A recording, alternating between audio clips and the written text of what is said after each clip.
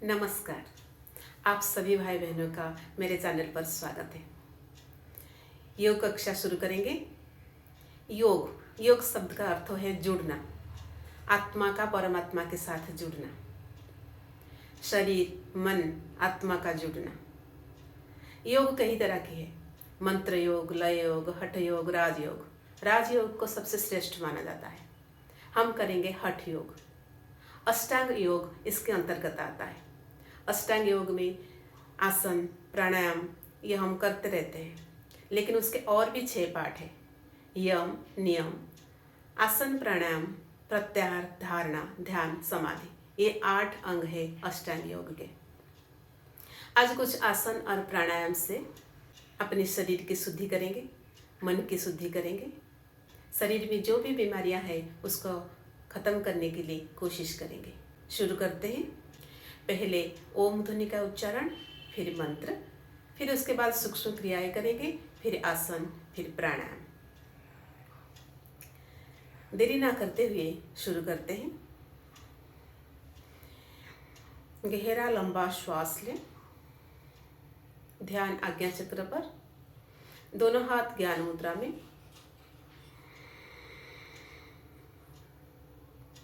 ॐ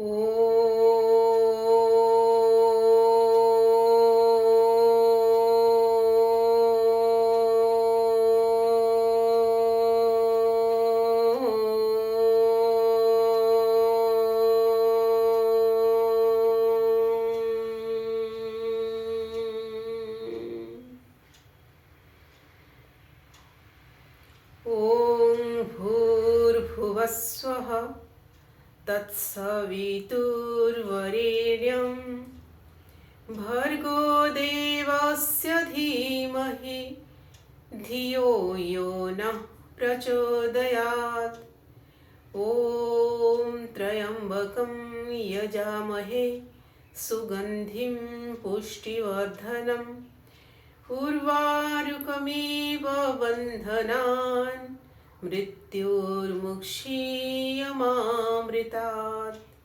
ॐ सहनाववतु सहनौ भुनक्तु सह वीर्यं कर्वावहै तेजस्विनावधितामस्तु मा विद्विषावहै। ॐ असतो मा सद्गमय तमसो मा ज्योतिर्गमय मृत्युर्मामृतं गमय। ॐ शांति शांति शांति। परम पिता परम ब्रह्म को प्रणाम करते हुए आज की योग कक्षा शुरू करते हैं। पहले करेंगे सूक्ष्म क्रियाएं। सूक्ष्म क्रियाएं के लिए दंडासन में बैठ जाइए इस तरह से, और पहले पंजों को ऊपर नीचे इस तरह से करेंगे। हमारे पंजों में जो छोटी छोटी जॉइंट्स होते हैं, तो जॉइंट्स में अकड़न आ जाता है, तो ये सारे जो एक्यूप्रेशर के पॉइंट भी दब जाते हैं, अकड़न दूर हो जाता है, तो हमारा शरीर स्वस्थ रहता है। ये छोटी छोटी क्रियाएं हैं, इसलिए इसको सूक्ष्म क्रिया कहते हैं। तो ये छोटी क्रिया है लेकिन काम बड़ा है।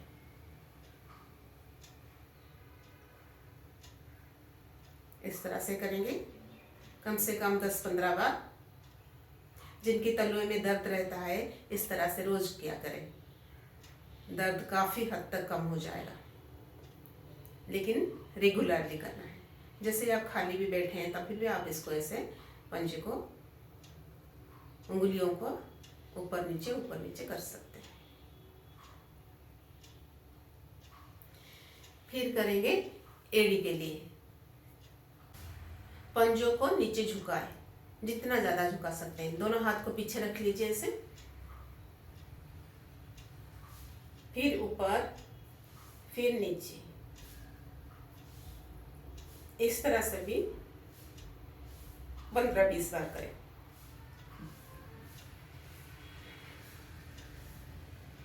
इसमें जिनको एड़ियों में दर्द रहता है वो दर्द खत्म हो जाता है।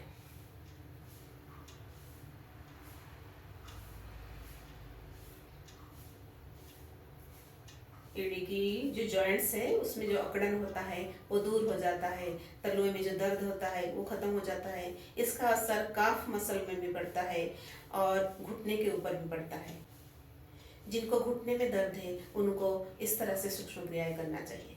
बहुत अच्छा प्रभाव पड़ता है घुटने दर्द के ऊपर, क्योंकि यहाँ पर हमारा जो काफ मसल है वो स्ट्रेच होता है। आप फील कर सकते हैं काफ मसल स्ट्रेच हो रहा है। तो काफ मसल स्ट्रांग होंगे तो हमारे घुटने के ऊपर जो भार पड़ता है वो थोड़ा कम पड़ेगा, मसल्स के ऊपर पड़ेगा, तो घुटने के दर्द जो है वो कम हो जाएगा। छोटी छोटी क्रियाएं हैं लेकिन ये बहुत कारगर है। फिर इसको दोनों पंजों को इस तरह से घुमाएंगे। एड़ी की जॉइंट रोटेट हो रहा है इस तरह से 10 बार इस तरफ, फिर 10 बार उस तरफ।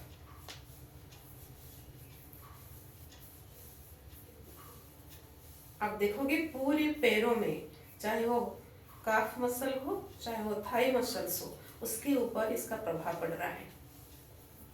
और एड़ी के ऊपर तो पड़ता ही पड़ता है।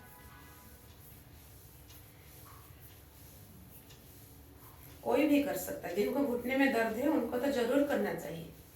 जिनको पैरों में दर्द रहता है, ज्यादा देर तक चल नहीं पाते, तो पैरों में ताकत कम हो रही है, तो उन लोगों को तो ये आसन जरूर करना चाहिए, ये क्रिया जरूर करना चाहिए। फिर थोड़ा सा गैप रखेंगे, फिर दोनों अंगूठे को एक दूसरे से मिलाएंगे इस तरह से और जमीन तक दबाएंगे। फिर साइड से, फिर ऐसे टच करेंगे, फिर दोनों तरफ से। जिनके घुटने बजते हैं उनके लिए भी ये बहुत अच्छी क्रिया है। इस तरह से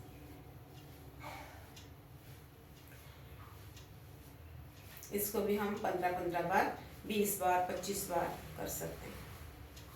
कोई भी कर सकता है। कमर दर्द वाले, घुटने दर्द वाले सभी कर सकते हैं, इसमें कोई परहेज नहीं है।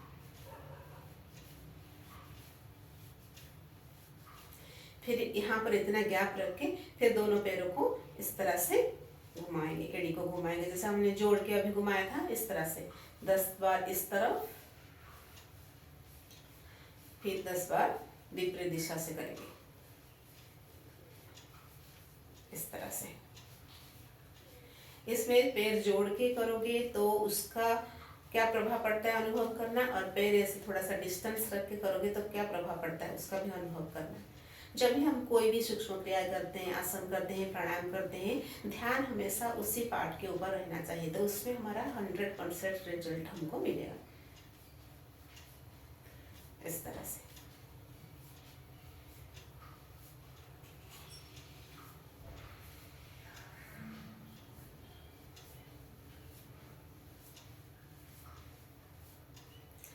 अब करेंगे घुटने की। घुटने को इस तरह से पकड़े और साइकिल चलाएं। दोनों हाथों से ग्रिप बनाएं और इस तरह से पकड़ के साइकिल चलाएं। 3, 4, 5, 6, 7, 8, 9, 10। फिर विपरीत दिशा से 1, 2, 3, 4, 5, 6, 7, 8, 9, 10। फिर घुटने को घुमाएंगे इस तरह से। घुटने का जो दर्द होता है वो दर्द काफी हद तक कम हो जाएगा, क्योंकि घुटने के जो हड्डी है तो उसका अच्छे से मूवमेंट हो जाता है इसमें। फिर उल्टी दिशा से आप इसको 20 बार 25 बार कर सकते हैं, लेकिन अपनी क्षमता के अनुसार करें। योग में कोई जबरदस्ती नहीं करनी होती है, अपनी क्षमता के अनुसार करें इस तरह से। पैर को सीधा करें, एक क्रिया दूसरे पैर से करेंगे। घुटने को ऐसे पकड़ा, फिर साइकिल चलाएंगे। 1, 2, 3, 4, 5, 6, 7, 8, 9, 10।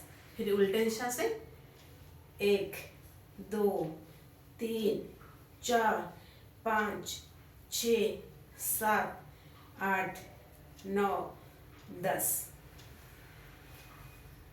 फिर क्या करेंगे, बटरफ्लाई।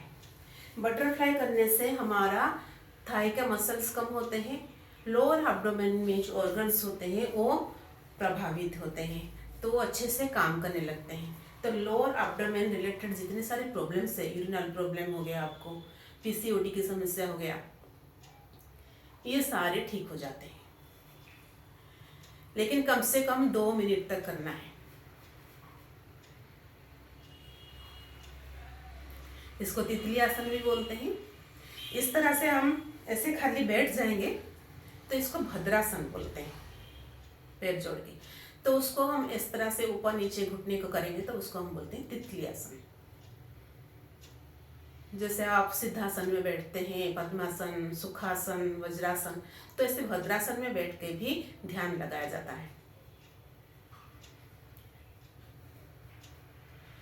तो तितली आसन करने से आपका जो कोल्हू का जो जॉइंट है, थाई का जो जॉइंट है, वो जॉइंट भी खुलते हैं।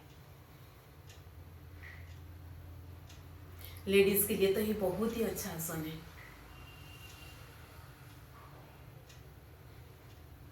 कम से कम 2 मिनट तक करना है, नॉन स्टॉप। और आप ज़्यादा से ज़्यादा उसको 5 मिनट 7 मिनट इस तरह से कर सकते हैं।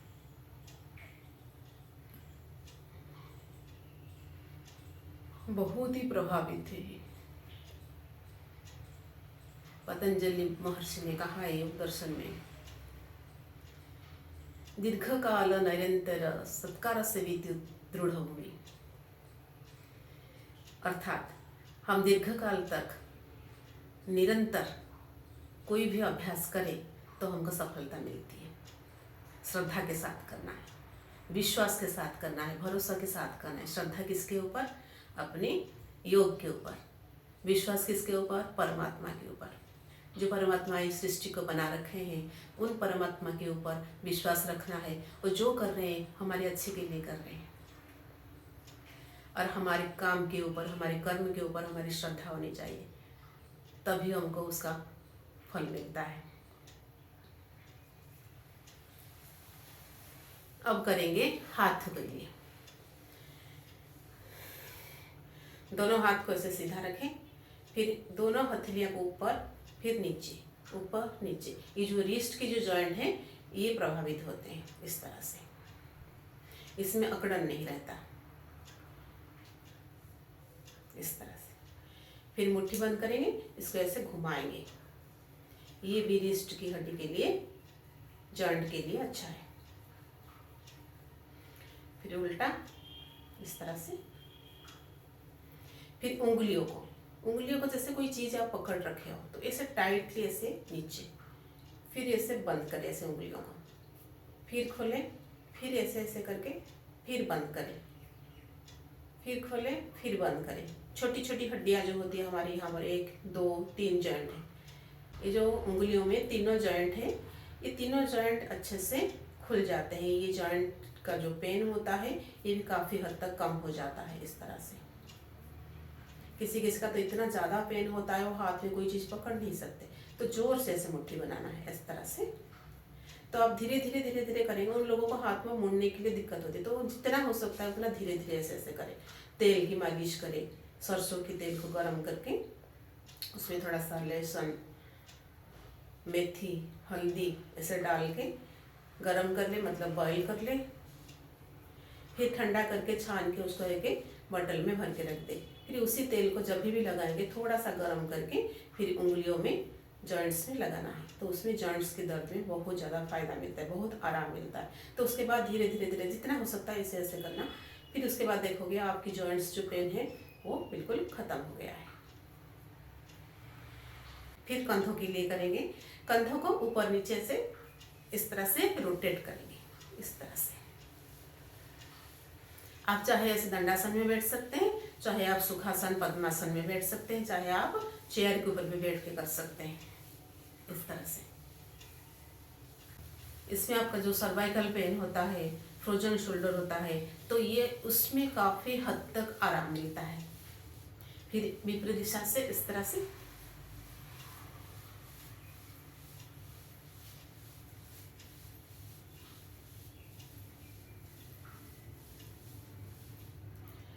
और कंधों के लिए और आर्म्स के लिए क्या करेंगे, हम ये दोनों हाथों को इस तरह से पकड़ेंगे, सर के ऊपर ले जाएंगे, फिर एक तरफ उसको ऐसे खींचेंगे इस तरह से, कहोनी बिल्कुल माथे के ऊपर चला जाएगा।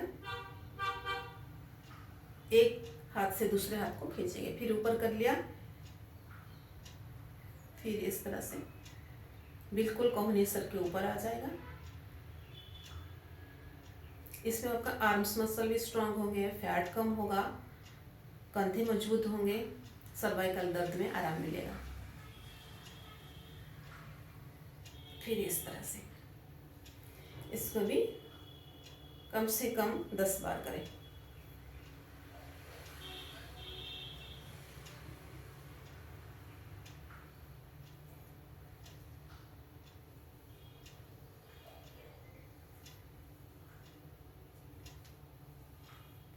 अब करेंगे नेक के लिए। गर्दन को नीचे झुकाए श्वास छोड़ते हुए, फिर ऊपर, फिर नीचे झुकाए, फिर ऊपर,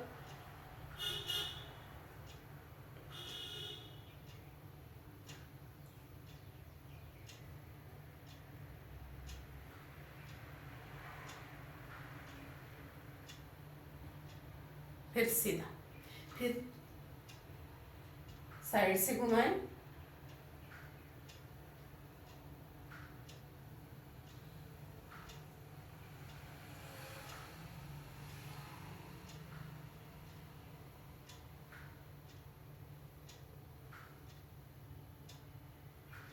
फिर कान को कंधे पे लगाने की कोशिश करें इस तरह से।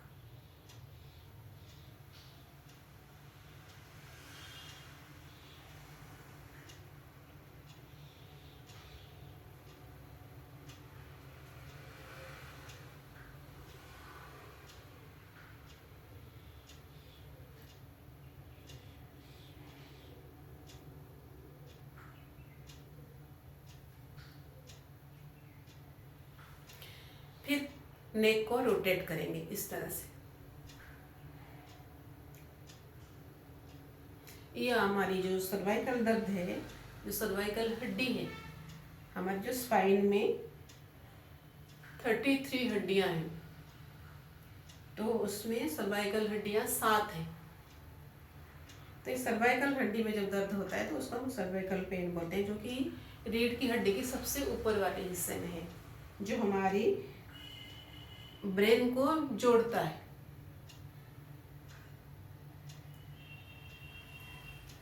तो उस जॉइंट में अकड़न होने से, उस जॉइंट में अकड़न होने से सर्वाइकल पेन होता है। तो इस तरह से सर को घुमाएंगे, नेक का एक्सरसाइज करेंगे, नेक की सूक्ष्म क्रियाएं करेंगे, तो सर्वाइकल दर्द आपको गायब हो जाएगा। ये हो गई सूक्ष्म क्रियाएं। अभी करते हैं सूर्य नमस्कार। सूर्य नमस्कार के लिए आसन के ऊपर खड़े हो जाइए, आसन के अग्रभाग में आ जाइए ताकि पीछे बहुत ज़्यादा स्पेस मिले आपको। फिर दोनों पैर को ऐसे जोड़ना है। पहले प्रणाम आसन, दोनों हाथ को जोड़े। ओम मित्राय नमः। हम सूर्य भगवान को मित्र के रूप में आह्वान करते हैं।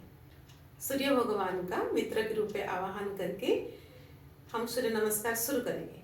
और हमारा जब हम प्रणाम मुद्रा करते हैं, नमस्कार आसन करते हैं, तो हमारा ध्यान हृदय चक्र, अनाहत चक्र में होना चाहिए। फिर श्वास लेते हुए दोनों हाथ ऊपर, थोड़ा सा पीछे झुक जाइए। ओम रवै नमः। ध्यान हमारा विशुद्धि चक्र पर, विशुद्धि चक्र मतलब कंठ में। फिर श्वास छोड़ते हुए हाथों को कान के साथ सटाते हुए दोनों हाथ जमीन पर, पाद हस्तासन। ओम सूर्याय नमः। ध्यान स्वाधिष्ठान पर।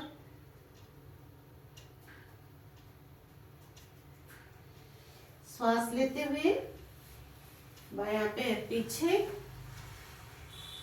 अश्व संचालन आसन। ध्यान आज्ञा चक्र पर।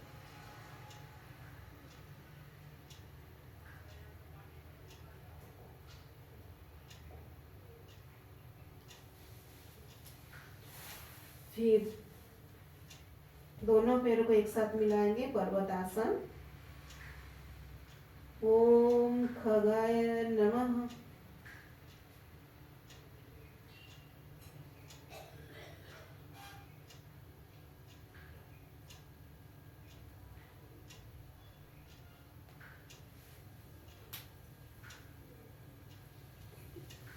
अष्ट नमनासन,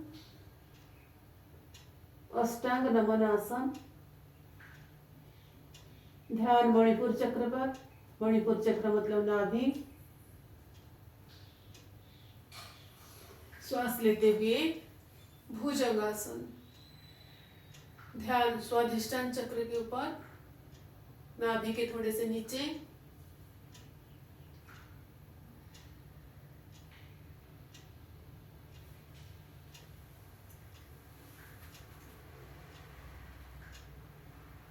पर्वतासन। ओम मरीचाय नमः। फिर जो पैर हमने पहले लिया था पीछे, उसी पैर को फिर आगे लाएंगे। अश्व संचालन आसन। ओम आदित्याय नमः। ध्यान आज्ञा चक्र पर। दूसरा पैर को पहले पैर के साथ लगा देंगे, पाद हस्तासन।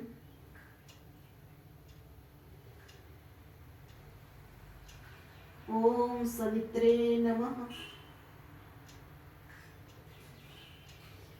सांस लेते हुए दोनों हाथ को ऊपर उठाते हुए पीछे की तरफ ओम अर्काय नमः। फिर नमस्कार मुद्रा में ओम भास्कराय नमः। ध्यान अनाहत चक्र पर। दोबारा करेंगे। अभी मैं 1 2 3 4 करके बोलूंगी। इसमें 12 आसन होते हैं। 12 आसनों का लाभ एक ही सूर्य नमस्कार में मिल जाता है। 1 2 3 4 5 6 7 8 9 10 11 12। इस सूर्य नमस्कार को आप कितनी बार भी कर सकते हैं, अपनी क्षमता के अनुसार करें। कोई 2 बार करे, कोई 5 बार कर सकता है, कोई 10 बार, कोई 108 बार कर सकता है। तो अपनी क्षमता के अनुसार करें। और एक बार करते हैं। ओम मित्राय नमः। ओम रवये नमः। ओम सूर्याय नमः। ओम हनवे नमः। ओम खगाय नमः। ओम पुष्णे नमः। ओम हिरण्यगर्भाय नमः। ओम मरीचाय नमः। ओम आदित्याय नमः। ओम सवित्रे नमः। ओम अर्काय नमः। ओम भास्कराय नमः। और एक बार करते हैं। ओम मित्राय नमः। इसमें आपका मन शांत होता है। ओम रवये नमः। इसमें हमारा जो इस आसन में हमारा रीढ़ की हड्डी लचीली बनती है। फिर जब हम नीचे झुकेंगे तो हमारा पेट कम होता है, थाई मसल स्ट्रांग होते हैं, काफ मसल स्ट्रांग होते हैं और ब्रेन पे खून का सप्लाई होता है तेजी से।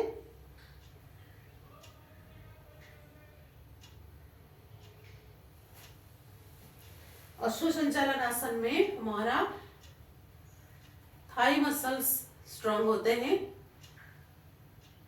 कंधा मजबूत होता है,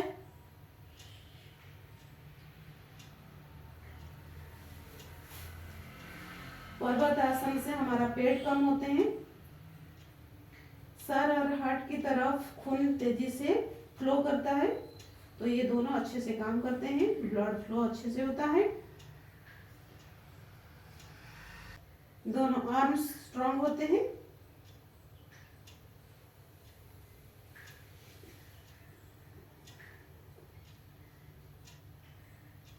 इसमें हमारा नाभि एक्टिवेट होता है,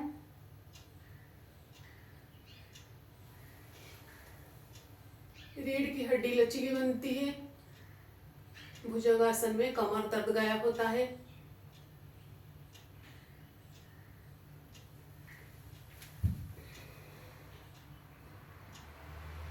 पेट कम होता है, थाई और आर्म्स, बाइसेप, ट्राइसेप, क्वाड्रिसेप, आर्मस्ट्रिंग ये मजबूत होते हैं,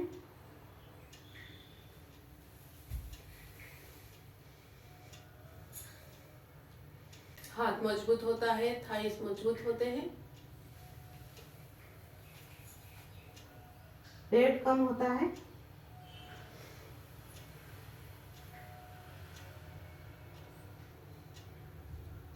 रीढ़ की हड्डी स्वस्थ बनती है,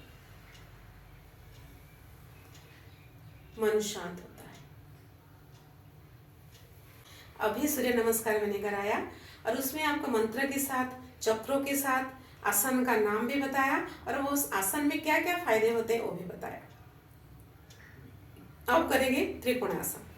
त्रिकोणासन में दोनों पैरों में 3 फीट की डिस्टेंस, दायां हाथ ऊपर झुकते हुए, बायां हाथ नीचे, दायां हाथ जमीन से समानांतर। कुछ देर तक ऐसे रुके रहे, श्वास सामान्य, फिर श्वास लेते हुए धीरे से सीधा हो जाइए, हाथ सीधे, फिर श्वास छोड़ते हुए हाथ नीचे।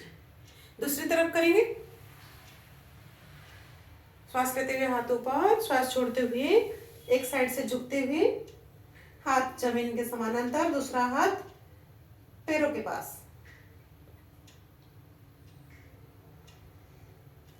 कुछ देर तक रुके रहें, फिर श्वास लेते हुए सीधा, श्वास छोड़ते हुए हाथ नीचे। इस तरह से हम 5 बार करेंगे।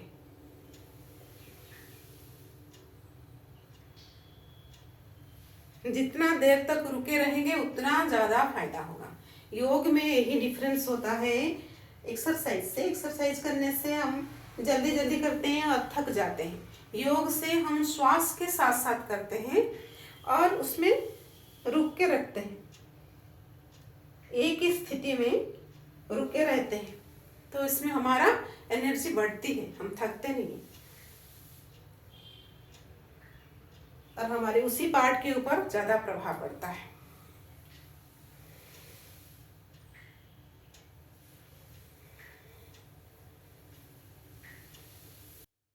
आप इसको कितनी तरह भी कर सकते हैं, आप इसको कितने टाइम भी कर सकते हैं, कितनी बार भी कर सकते हैं। अपनी क्षमता के अनुसार करें। इसमें आपकी जो साइड फैट है, आप देखेंगे कि आपके हाथ से लेके आपके पैर तक, ये वाला जब हम हाथ ऊपर करके से झुकते हैं, ये वाला जो साइड का जो फैट है, यहाँ से लेके यहाँ तक, ये फैट है, ये कम होता है।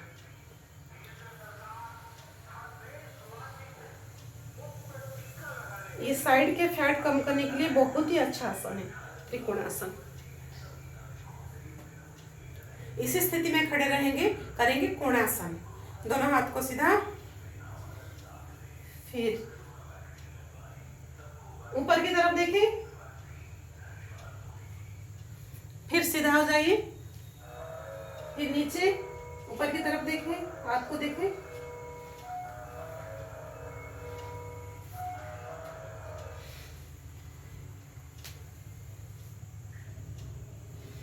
इसको भी आप अपनी क्षमता के अनुसार करें।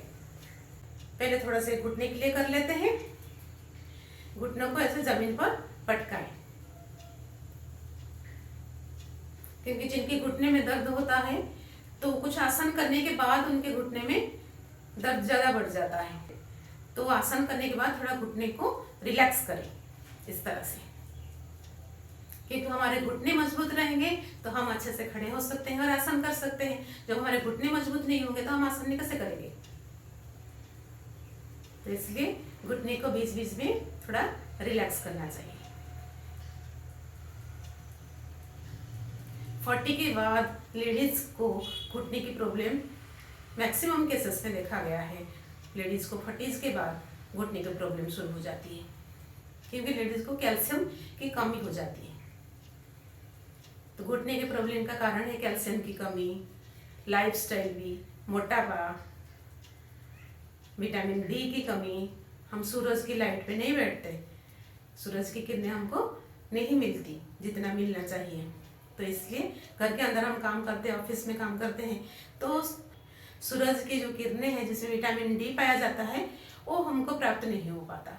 तो इसलिए विटामिन डी की कमी से भी हमारी हड्डियों में दर्द होता है। तो इस सब के लिए हमको थोड़ा सा ध्यान देना चाहिए। खाने में कैल्शियम रिच फूड हमको खाना चाहिए। दूध, दही, छाछ, पनीर, रागी का आटा, तिल, गुड़, नारियल, ये सारे में कैल्शियम भरपूर मात्रा में पाया जाता है। तो इस तरह के खाने को खाना चाहिए। और थोड़ा सा कम से कम आधा घंटा धूप में बैठना चाहिए। मतलब सुबह सुबह की जो धूप होती है, ऐसे नहीं कि तेज धूप में बैठ गए आधा घंटा। सुबह सुबह की जो धूप होती है, शाम की जो धूप होती है, तो आप बैठ सकते हैं। तो आधा घंटा कम से कम धूप में बैठे। डेली कुछ एक्सरसाइज करके अपना फैट कम करना है। फैट कम होने से भी घुटने का दर्द काफ़ी हद तक कम हो जाता है। बाकी घुटने की एक्सरसाइज जो मैंने बताया, जो सूक्ष्म क्रियाएं हैं, तो उसको करने से भी घुटने का दर्द में बहुत फर्क मिलता है। अब करेंगे गोमुखासन। लेकिन जिनको घुटने में बहुत ज़्यादा दर्द है, घुटने फोल्ड नहीं कर सकते, वो लोग ये आसन नहीं करेंगे।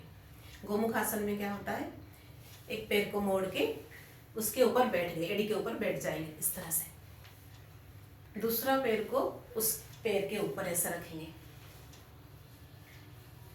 घुटना के ऊपर घुटना।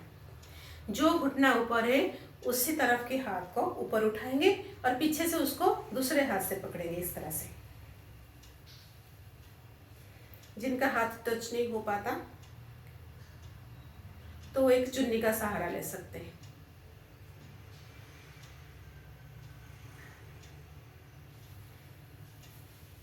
फिर दोनों पैर को सीधा करेंगे, फिर दूसरे पैर से करेंगे, इस पैर को मोड़ेंगे, इसके ऊपर बैठ जाएंगे, एड़ी के ऊपर बैठ जाएंगे,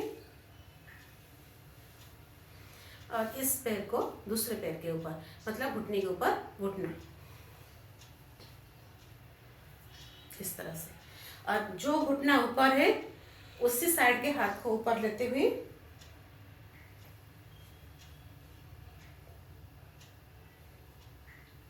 पीछे से दूसरे हाथ से पकड़ेंगे।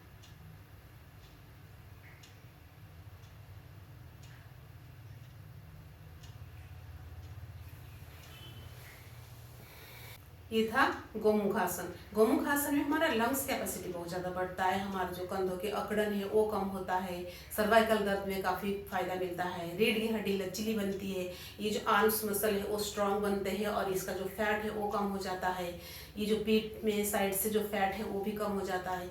गोमुखासन एक बहुत ही अच्छा आसन है, उसको डेली हम कम से कम 4-5 बार प्रैक्टिस करनी चाहिए।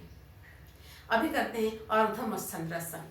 अर्धमत्स्यन्द्रासन के लिए पैर को ऐसे सीधा कर लीजिए। इसमें पैर को ऐसे ही फोल्ड करेंगे, लेकिन उसके ऊपर बैठेंगे नहीं, बस जंघे के नीचे रखेंगे, उसके ऊपर बैठेंगे नहीं। दूसरा पैर को इस तरह से मोड़ के घुटने के साइड में रखेंगे। जो घुटना ऊपर है उसी वाले साइड के हाथ को पीछे की तरफ ले जाएंगे और ये वाला जो हाथ है उसका अपोजिट हाथ में इसको इस तरह से पकड़ेंगे।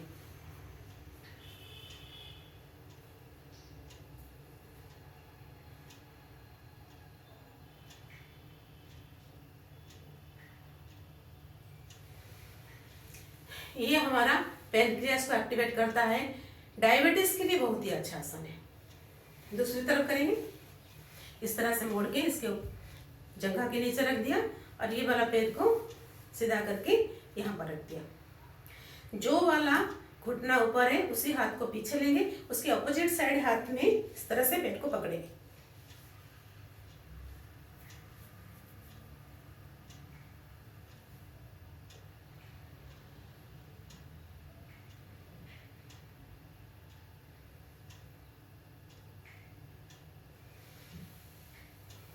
अर्धमस्संद्रासन में हमारे पेट की जो चर्बी है वो कम हो जाती है। हमारी पेनक्रियास जो कि ब्लड शुगर को कंट्रोल करता है, जिसमें पेनक्रियास जूस निकलती है जो कि हमारे डाइजेशन के लिए अच्छा होता है, तो हमारी ब्लड शुगर को भी कंट्रोल करता है। तो डायबिटीज जिनको है उन लोगों के लिए अर्धमस्संद्रासन बहुत ही कारगर है। रोज इसकी प्रैक्टिस करें, 3-4 बार करें, 5 बार करें, लेकिन करें जरूर। और आसन करने से पहले आपको 5 घंटे पहले खाना खाना चाहिए, क्योंकि जिसमें हमारा पेट दबता है जिस आसन में, हम उस आसन को 5 घंटे पहले खाना खाने के बाद हम कर सकते हैं। अब मोटापा कम करने के लिए और एक आसन है जिसको बोलते हैं चक्की आसन। दोनों पैर को ऐसे खुला कर लीजिए, जैसे चक्की चलाते हैं इस तरह से चक्की चलाएंगे। दोनों हाथ को ऐसे इंटरलॉक बना देंगे, फिर इस तरह से जैसे हम चक्की चला रहे हैं। जितना कर सकते हैं उतना करिए, इसमें हमारा पेट बहुत जल्दी कम होता है।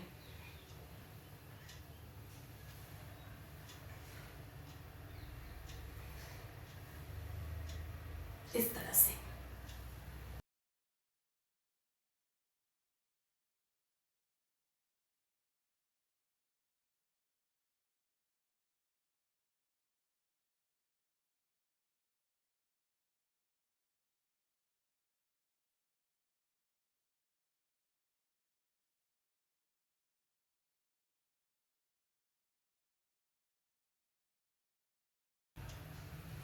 फिर विपरीत दिशा से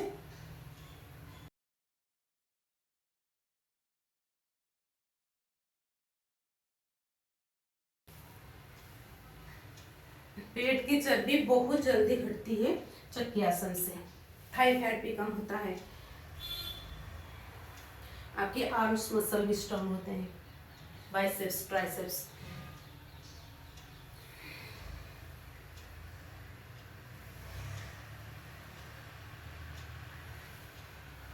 लेकिन अपनी क्षमता के अनुसार करें। थकने के बाद थोड़ी देर रुक जाइए, फिर दोबारा करिए। लेकिन चक्की आसन समझ आपने दिन में 100 बार कर लिया, 1 महीने में 10 किलो वजन घट जाएगा सिर्फ चक्की आसन से।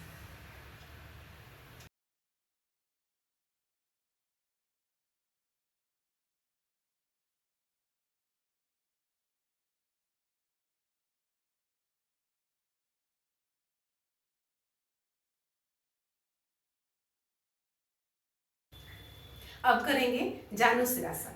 जानुशिरासन के लिए पैर को ऐसे खुला रखें, एक पैर को फोल्ड करके जंघामूल में लगा दीजिए। श्वास लेते हुए दोनों हाथ ऊपर, श्वास छोड़ते हुए दोनों हाथों से दूसरे पैर के पंजे को पकड़ेंगे इस तरह से, माथा घुटने पर।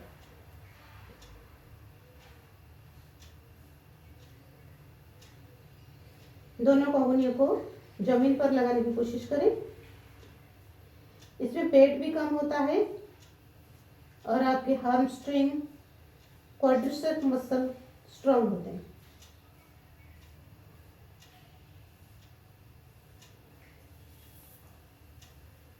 जंघा के नीचे वाले जो मसल्स होते हैं क्वाड्रिसेप्स, वो स्ट्रांग होता है। दूसरे पैर से करेंगे, तलुए को जंघामूल में लगा दीजिए। श्वास लेते हुए दोनों हाथ ऊपर, उसको ऐसे ग्रिप बना दीजिए। फिर श्वास छोड़ते हुए इसी हाथ से इस तरह से पैर को पकड़ना है और माथा घुटने पर। इसको जानु शिरासन कहा जाता है। जानु मतलब संस्कृत में जानु मतलब होता है घुटना, सिर मतलब माथा।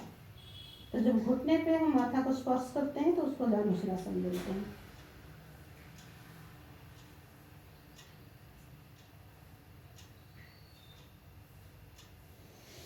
फिर श्वास लेते हुए दोनों हाथ ऊपर, फिर श्वास छोड़ते हैं दोनों हाथ साइड में। बस ध्यान रहे, जब झुकते हैं तो श्वास बाहर निकालना है, जब ऊपर आते हैं तो श्वास लेना है। इतना ध्यान रखना है, क्योंकि श्वास बाहर निकालेंगे तभी हमारा पेट दबेगा, तो पेट दबेगा तो पेट हमारा कम होगा। और एक बार करते हैं इसको, आप कम से कम 5-6 बार करें। फिर श्वास लेते हैं ऊपर, श्वास छोड़ते हैं दोनों हाथ साइड में। फिर श्वास लेते हुए हाथ ऊपर, श्वास छोड़ते हुए नीचे, श्वास लेते हुए हाथ ऊपर, श्वास छोड़ते हुए नीचे। लेकिन ध्यान रहे, जिनका कमर दर्द है तो उनको ये आसन नहीं करना चाहिए। कमर दर्द वालों को आगे नहीं झुकना चाहिए, हर्निया वालों को कभी पीछे नहीं झुकना चाहिए। इतना ध्यान रखना है। योग में श्वास का ध्यान रखना है।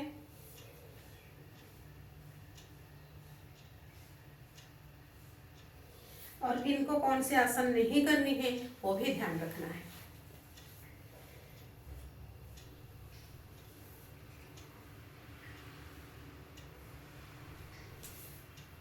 नहीं तो फायदा की बजाय नुकसान करेगा। जिनको कमर में दर्द है समझो और आगे झुक लिए तो उनका कमर दर्द बढ़ जाएगा। कमर दर्द वालों को भुजंगासन करना चाहिए। भुजंगासन, मरकरासन, मरकट आसन, ये सारे आसन कमर दर्द के लिए। उष्ट्रासन भी।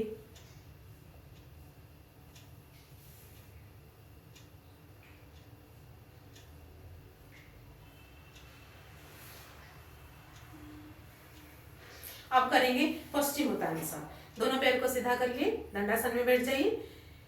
श्वास लेते हुए दोनों हाथ ऊपर, श्वास छोड़ते हुए दोनों हाथों से दोनों पैर को पकड़ना है, घुटने को, माथे को घुटने पे लगाना है।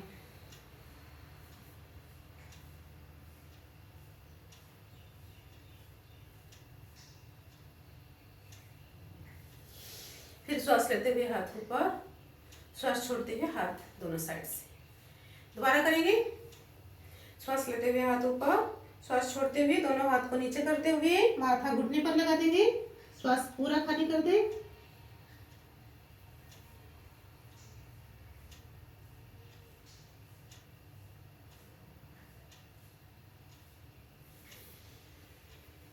श्वास लेते हुए ऊपर, श्वास छोड़ते हुए दोनों हाथ नीचे।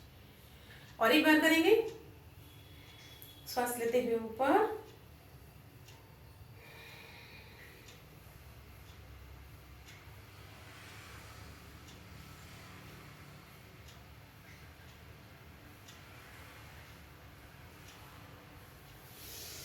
फिर श्वास लेते हुए ऊपर, फिर श्वास छोड़ते हुए। जब हम झुकेंगे श्वास को पूरा बाहर निकाल देंगे, फिर पेट हमारा दबेगा तो पेट कम होगा। पेट कम करने वाले ये बहुत ही अच्छा आसन है, लेकिन जिनको कमर दर्द है वो ये आसन ना करें। आइए अभी करते हैं कुछ प्राणायाम। प्राणायाम में पहले करेंगे कपालभाति। कपालभाति में हम श्वास को बाहर फेंकते हैं। जैसे आपके नाक में कुछ फंस गया है, आप नाक से श्वास निकाल रहे हो, बाहर निकाल रहे हो। लेना नहीं है, लेने की कोशिश नहीं करना, अपने आप श्वास जाएगा, बस बाहर निकालना है। कमर गर्दन सीधे करके बैठ जाइए। कोई भी आसन में आप बैठ सकते हैं, सुखासन, पद्मासन, सिद्धासन, किसी भी आसन में बैठ जाइए। किसी आसन में नहीं बैठ सकते, नीचे नहीं बैठ सकते, घुटने फोल्ड नहीं कर सकते, तो चेयर पर बैठ के भी कपालभाति आप कर सकते हैं। तो शुरू करते हैं। दोनों हाथ ज्ञान मुद्रा में, आंखें बंद, कमर गर्दन सीधी, श्वास को बाहर फेंकना है 1 सेकंड में एक बार। कम से कम 5 मिनट करेंगे, नहीं तो 15 मिनट, आधा घंटा बहुत ही अच्छा होता है।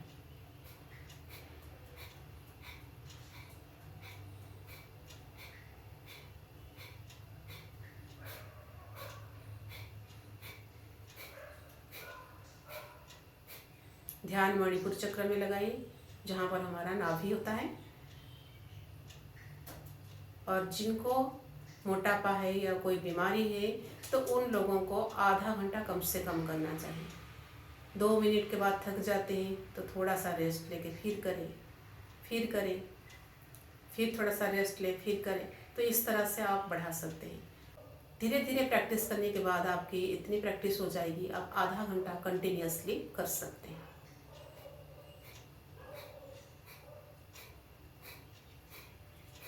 इसमें हमारा पेट में जितने सारे ऑर्गन्स है, स्टोमक है, लीवर है, किडनी है, गॉल ब्लैडर है, इंटेस्टाइन है, पेनक्रियास, स्प्लीन, ये सब कुछ प्रभावित होते हैं और सब कुछ अच्छे से काम करने लग जाते हैं। और पेट के जितने सारे ऑर्गन्स अच्छे से काम करेंगे तो हमारा शरीर स्वस्थ रहेगा, कोई भी बीमारी नहीं होगी, चाहे वो डायबिटीज़ हो, चाहे और भी कोई बीमारी हो। मोटापा घटने के लिए भी ये बहुत ही अच्छा प्राणायाम है।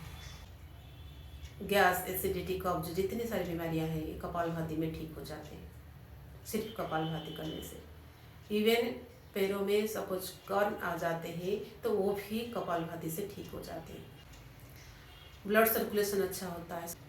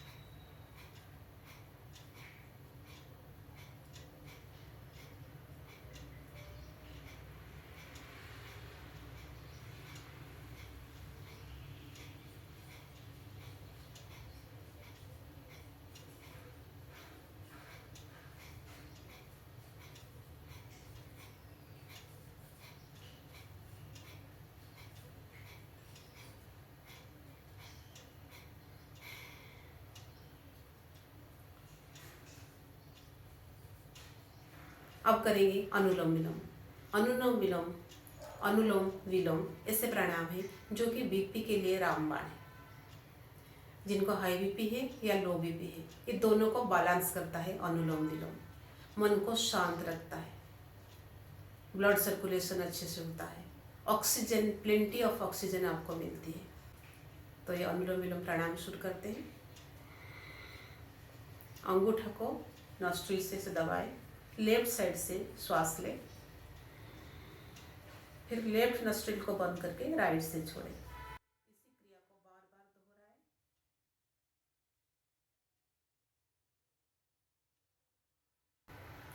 फिर राइट नॉस्ट्रिल से श्वास लें,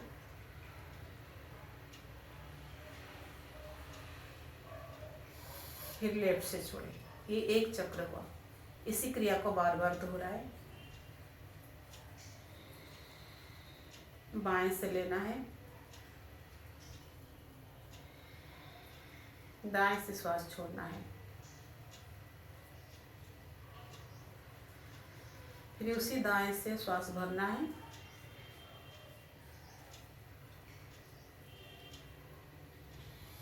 बाएं से छोड़ना है। ये एक चक्र हुआ। इसको आप रिपीट करेंगे 5 मिनट, 10 मिनट, 15 मिनट, आधा घंटा तक भी कर सकते हैं। मन शांत होता है, सारा शरीर में ऑक्सीजन पहुंचता है।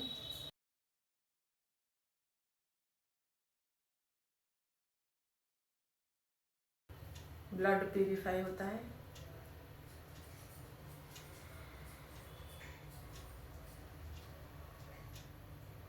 मेमोरी पावर बढ़ती है, आँखों की रोशनी बढ़ती है, रेस्पिरेटरी डिजीज में काफ़ी हद तक आराम मिलता है।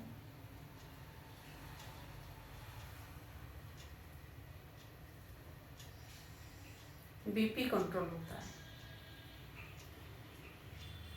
आपको सपोज हाई बीपी है या लो बीपी है, आप तुरंत करके देखिए, तुरंत आपको रिजल्ट पता चल जाएगा।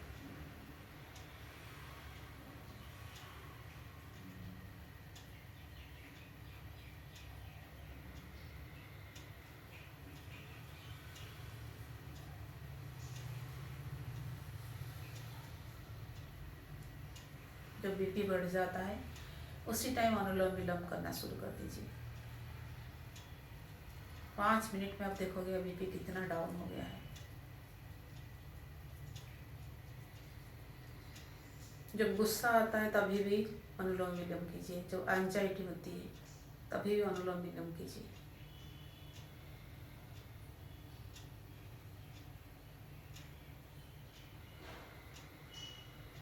ध्यान श्वास के ऊपर।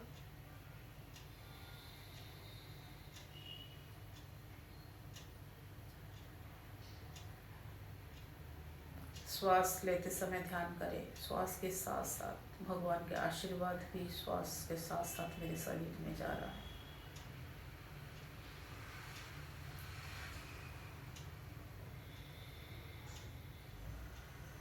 श्वास छोड़ते समय ध्यान करें, जितनी सारे नेगेटिव ऊर्जा है, नकारात्मक ऊर्जा मेरे शरीर से बाहर निकलते जा रहे हैं। श्वास लेते समय कल्पना करें, श्वास के साथ साथ दया, क्षमा, करुणा, स्नेह, भक्ति, शक्ति, साहस, बल, वीर्य मेरे शरीर में प्रवेश कर रहे हैं। श्वास छोड़ते समय कल्पना करें, मेरे शरीर में जितने सारे नकारात्मक ऊर्जा है, राग, द्वेष, ईर्ष्या, लोभ, क्रोध, घृणा, आलस्य, सब बाहर निकलते जा रहे हैं।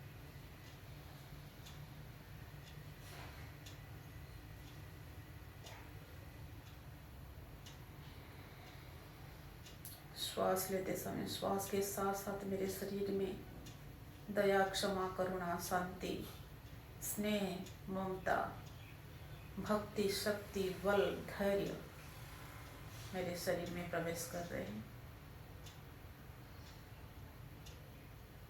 श्वास छोड़ते समय जितने सारी नकारात्मक ऊर्जा है, घृणा, राग, द्वेष, भय, क्रोध, ईर्ष्या, आलस्य, संशय, प्रमाद, भ्रांति, ये सारे मेरे शरीर से बाहर निकलते जा रहे हैं।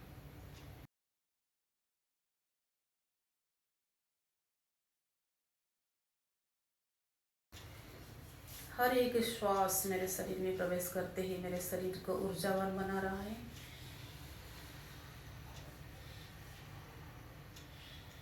मेरा मन पवित्र हो रहा है।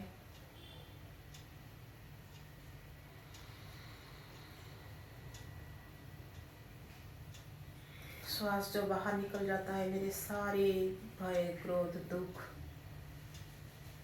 रोग, चिंता सारे श्वास के साथ साथ बाहर निकलते जा रहे हैं।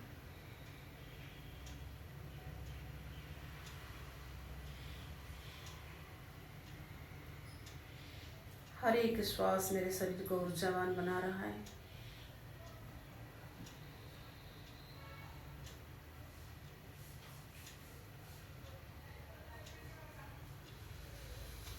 अनुलोम विलोम करें, इसी भाव के साथ करें।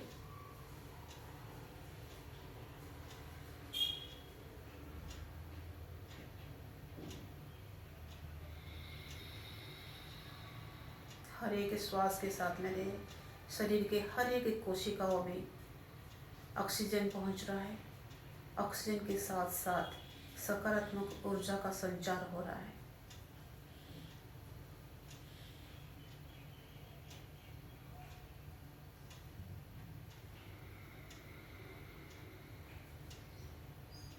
श्वास के साथ साथ मेरे अंदर बल, शक्ति, साहस, धैर्य,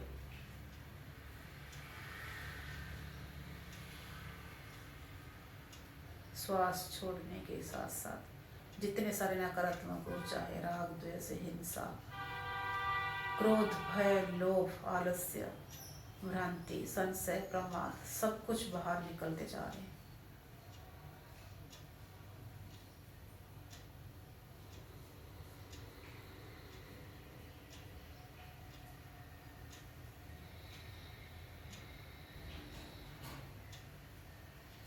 मेरा शरीर स्वस्थ हो रहा है, मेरा शरीर स्वस्थ हो रहा है, मेरा शरीर स्वस्थ हो रहा है।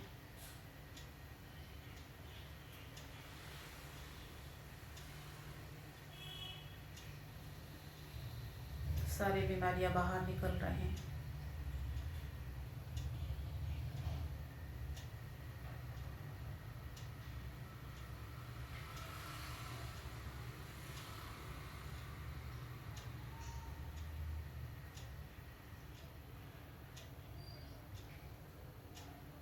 मेरा शरीर में ऊर्जा का संचार हो रहा है।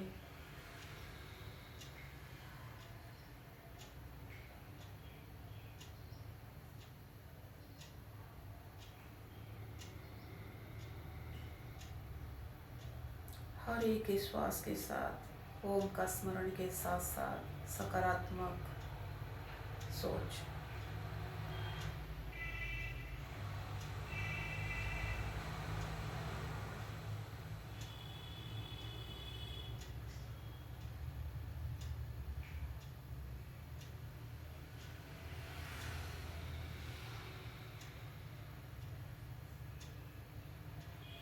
हम मन से जैसे ही सोचेंगे हमारा शरीर के ऊपर उसका प्रभाव पड़ेगा।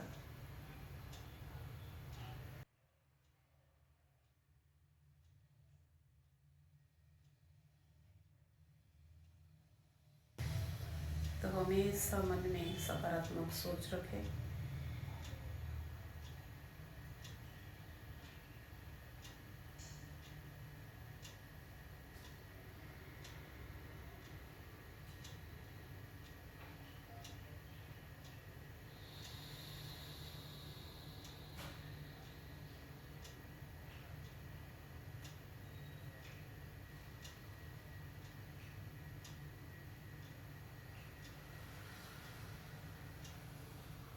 श्वास ही प्राण है। श्वास नहीं है तो प्राण नहीं, शरीर निर्जीव है।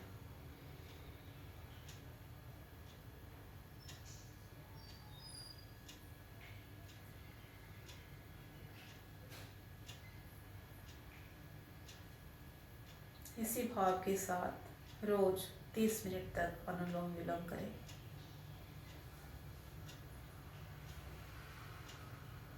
आप खुद करके देखिए, आपको रिजल्ट खुद पता चल जाएगा।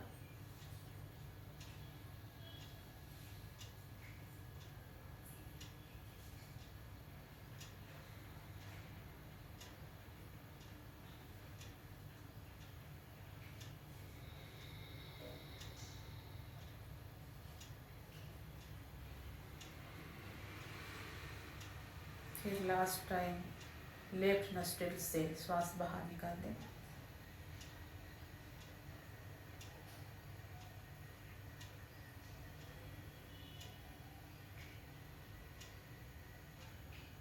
अब करेंगे उज्जाई। उज्जाई में हमारा थायराइड पैराथायराइड ग्लैंड एक्टिवेट होता है, प्रभावित होता है। तो थायराइड पैराथायराइड ग्लैंड रिलेटेड जितने सारे प्रॉब्लम होते हैं, टॉन्सिल है, थायराइड है, ये प्रॉब्लम आपकी दूर हो जाते हैं। तो कैसे करेंगे? इस तरह से सीधा बैठे, गले को भींचते हुए श्वास लेंगे, नाक से आवाज आएगी, इसको खींचना है।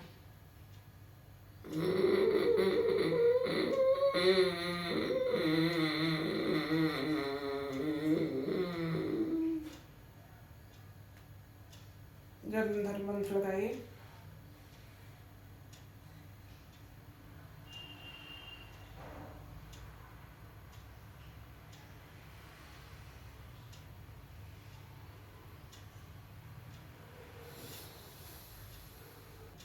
राइट नोस्ट्रिल बंद करके लेफ्ट नॉस्ट्रिल से श्वास छोड़ें। इसको 5 बार करेंगे।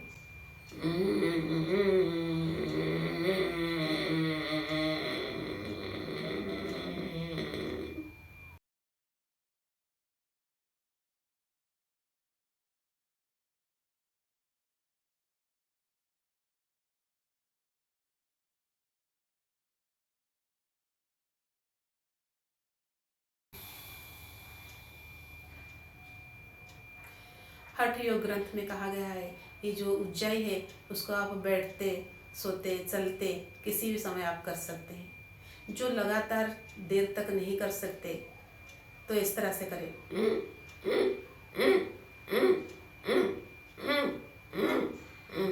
इस तरह से भी कर सकते हैं।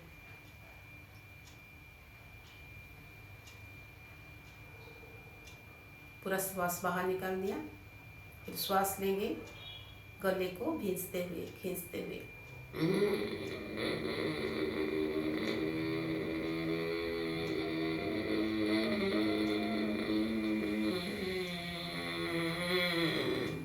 जलंधर बंद लगाइए।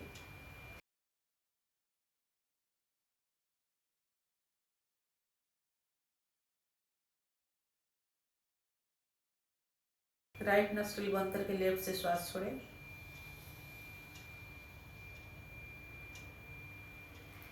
इसको आप 5 बार 9 बार तक कर सकते हैं। कंठ के रिलेटेड जितने सारे प्रॉब्लम है, टॉन्सिल बढ़ता है वो भी ठीक हो जाता है, थायराइड की प्रॉब्लम है वो भी दूर हो जाती है। जिनको थायराइड है इनको जरूर करना चाहिए। और आपका गला मधुर होता है, आपकी आवाज़ सुरीली होती है, खांसी भी दूर हो जाती है। श्वास बाहर निकाला,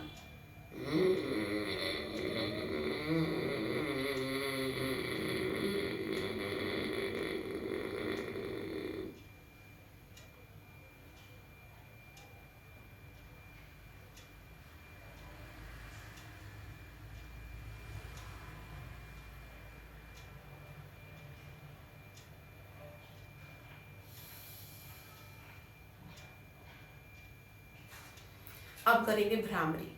भ्रामरी में अंगूठा से दोनों कान को ऐसे बंद करेंगे, फिर तर्जनी उंगली माथे पे, बाकी उंगलियां इस तरह से,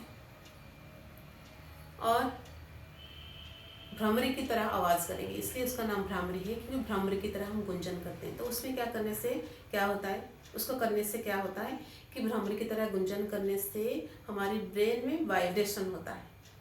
तो ब्रेन में वाइब्रेशन होता है तो उसका एक्सरसाइज होता है, उसके सेल्स का एक्सरसाइज होता है, उसकी मसल्स का एक्सरसाइज होता है, तो ब्रेन बहुत ज़्यादा एक्टिवेट हो जाता है। आपकी मन शांत रहता है, आपकी मेमोरी पावर बढ़ती है, डोपामाइन हार्मोन्स निकलती है, मन खुश रहता है। तो भ्रामरी प्राणायाम करना बहुत ही ज़रूरी है। रोज़ करें, 3 बार से लेके 9 बार तक कर सकते हैं। तो शुरू करते हैं।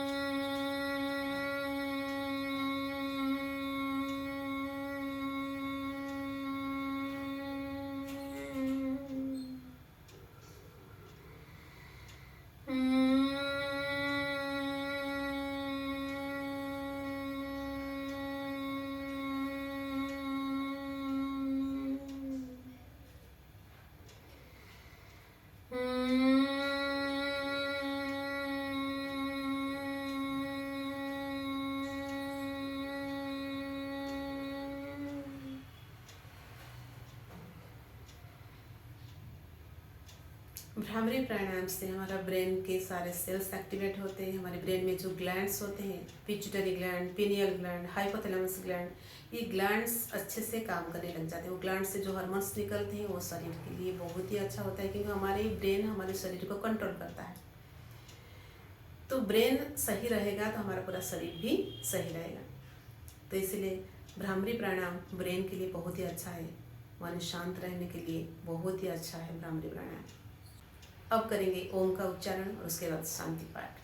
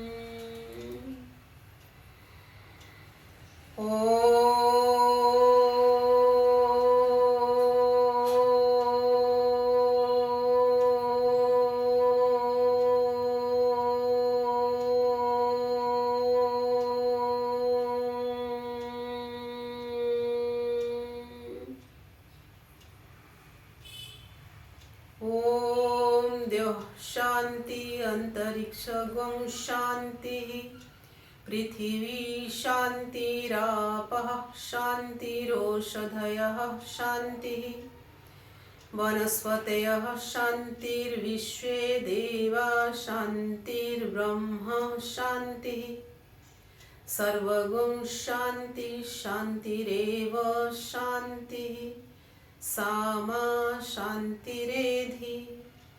ओम शांति शांति शांति। परमपिता परम ब्रह्म को प्रणाम करते हुए आज की योग कक्षा की समाप्ति करते हैं। आप सभी को नमस्ते।